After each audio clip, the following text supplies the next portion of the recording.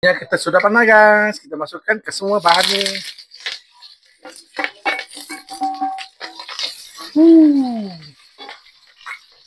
Dia punya bau. Dia punya gula batu tadi guys. Lupa nak letak tadi.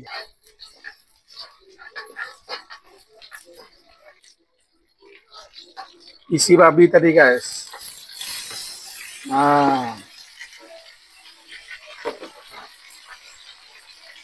Kita kacau.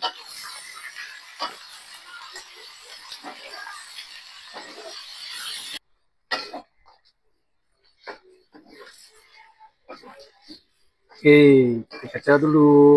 Cepat masak.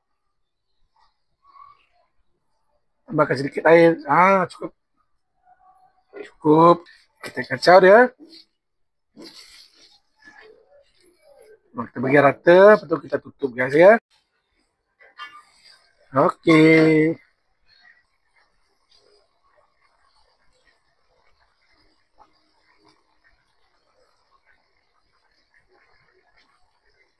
Okey, chili sauce manis.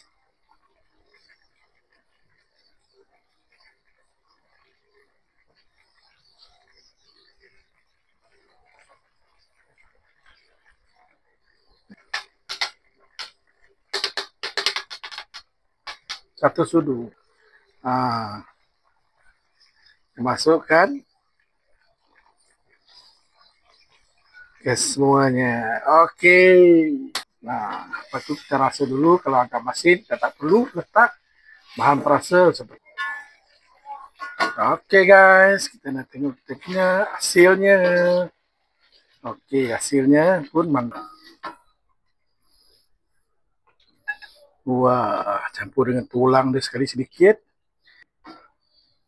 Okey.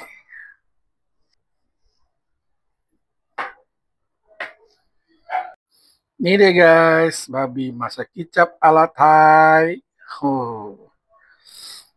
Resipi sendiri guys. Saya namakan babi kicap masak ala Thai.